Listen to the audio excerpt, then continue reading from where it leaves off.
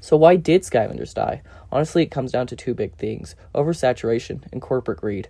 The franchise started off really strong, with Spyro's Adventure selling about 5.3 million copies, with Giants with 5.5 million, and Swap Force at the peak with 6.3 million. Things were looking great, but in 2013, Disney Infinity dropped just before Swap Force, and the Toys to Life market started getting really crowded every year. Trap Team came out in 2014, the same year as Amiibo, and sales dropped down to 4.6 million.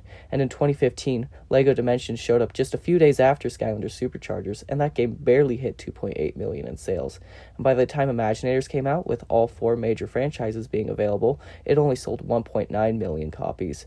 Now that all four franchises were fighting to be the best Toys to Life franchise, that led to all of them eventually crashing, except for Amiibo, which focused more on the collector market instead of just being tied to a single game. The greed also ruined it, as the first three games were being developed side by side, so they felt consistent and didn't punish players for sticking with their older characters, as only bonus stuff like Swap Zones and Feat of Strengths were tied to the new gimmicks. But starting off with Trap Team, older figures got nerfed, and elemental gates were now only tied to Trap Masters, making your whole collection feel useless. Another big problem were the yearly release cycles, as Activision wanted a brand new Skylanders game every single year, which meant devs barely had any time to polish the games.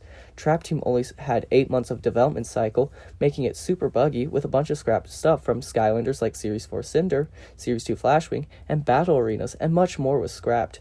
To ensure games could release every year, they relied on two development studios, Toys for Bob, which made Spyro's Adventure, Giants, Trap Team, and Imaginators, and Vicarious Visions, which did Swap Force and Superchargers, so style and gameplay kept changing year by year, leading to an inconsistent feel.